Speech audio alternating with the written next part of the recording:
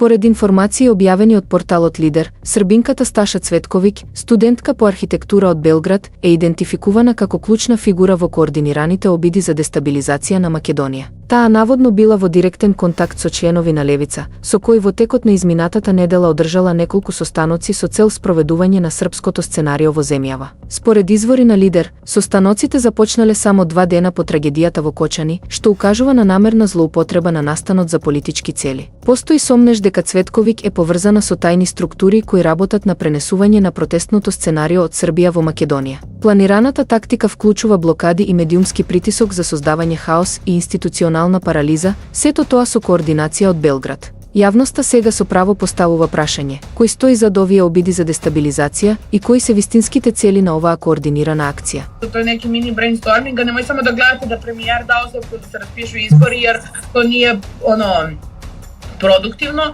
Да е блокада најефикаснија, затоа што блокада ствара директни притисак на ректора и директни притисак на држава, држава не може да добие ни од Европска унија, од кој е едини начин како легално можеш да се буниш и да градиш граѓанску непослушност. Значи, нама е cilj да ми градимо граѓанску непослушност преко штрајко, преко синдиката, тих унија, радника, раднички класи.